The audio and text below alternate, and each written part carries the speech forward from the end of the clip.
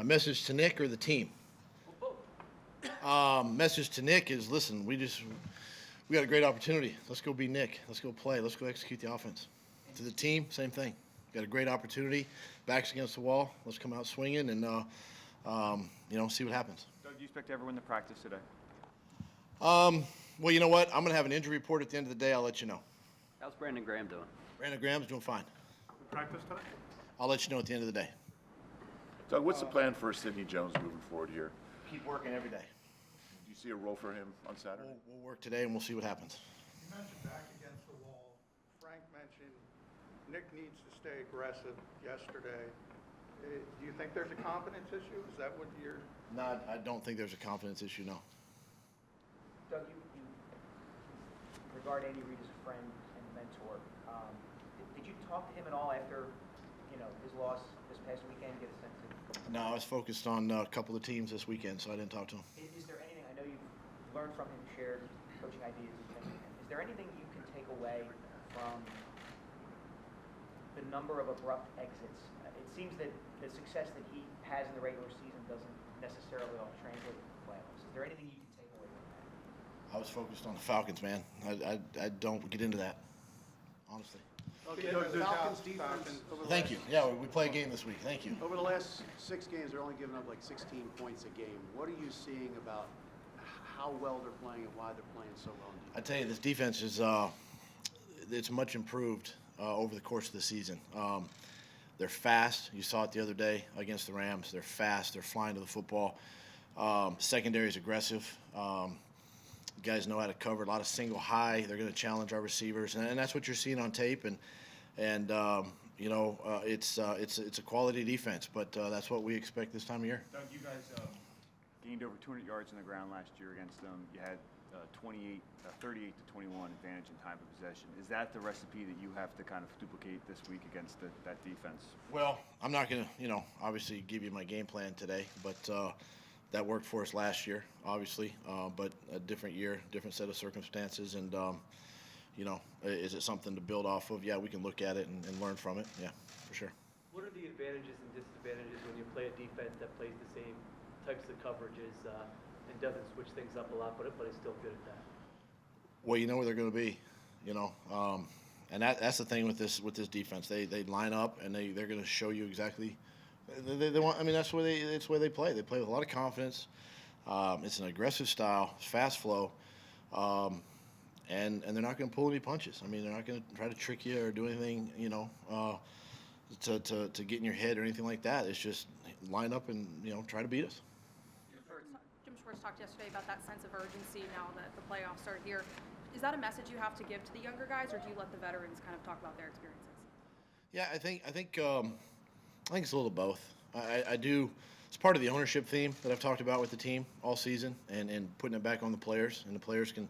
We've got a veteran team, and a lot of guys have been in the postseason. A lot of guys have been to the Super Bowl, and so they can really wrap and embrace the younger guys and bring them along. Sure. How do you think the week off has kind of helped Jai and LeGarrette Blount as far as getting rested and getting ready to carry the load, going into the game on Saturday? I mean, do you think that's kind of been a big benefit, and is that something you can rely on them? Well, yeah. I mean, we're going to have to rely on them, obviously. But having a week to rest a lot of players is very beneficial. But at the same time, you want to maintain your intensity, and that's why we practiced last week and try to keep everybody into the moment as possible. Your first playoff game as head coach, Doug. What are you kind of leaning on as you get ready for this? A lot of it's just past experience as a player. Even my time, as an assistant coach, being in the postseason, just leaning on those times, leaning on the guys. I mean, to be where we're at and to have a home playoff game and feed off the fans, the crowd, which is going to be electric on Saturday afternoon. And just, again, stay in the moment, do the things that got us to where we are today. And that's kind of been my mindset, the last couple of weeks. Specifically on that last postseason with the Chiefs, when you were starting to call more play? No. I think we played the Patriots, so it's a different. Well, you deal, won the but- first round game, and then you lost to the Patriots the second round. You have a lot of young On Saturday players night- who haven't been in the playoffs before. You have a lot of young players who haven't been in the playoffs before. Do you wonder how they'll handle the pressure of being in that moment? Oh yeah, you always wonder, you know. Do you wonder? Yeah. Yeah. I mean, there's gonna be wonder. There's gonna be, but I'm gonna tell you, listen, these guys are football players. I mean, and I think sometimes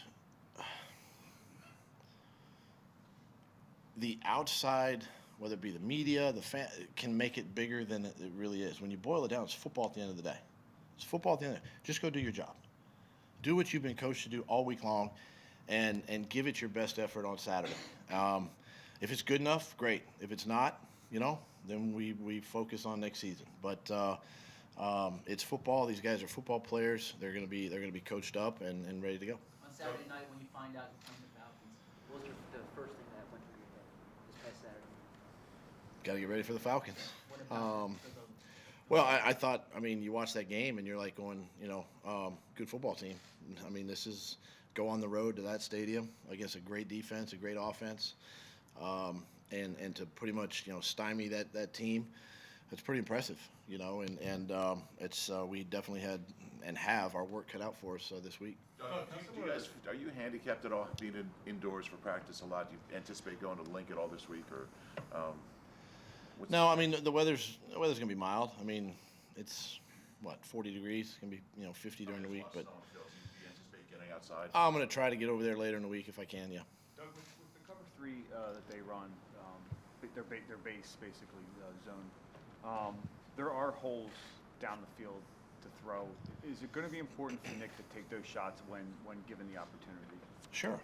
I mean, it's playing quarterback. You know, opportunities there. Rip it. You know, if it's not, check it down. I mean, it's been the mindset all season long, and you know, we're not going to change it now. So getting back to what you guys do and doing that well, the defensive line has been the key to the success of the defense all year. Now that those guys are getting healthy, how important are those guys in this game? I mean, it's big. You know, the energy level obviously ramps up a little bit.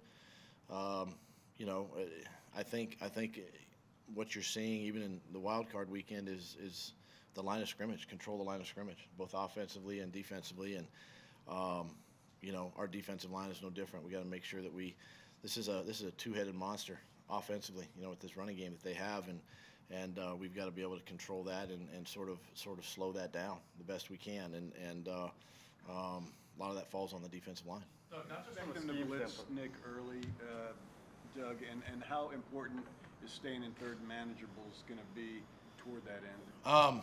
Well, you know, this team's not a big blitz team. Not a, you know, I mean, again, they're just going to line up and play. They're going to, you know, we're going to see a lot of the same. They're going to rush 5 guys. They'll bring 1 extra. You know, rush 5 quite a bit. But you know, our goal. I mean, our key.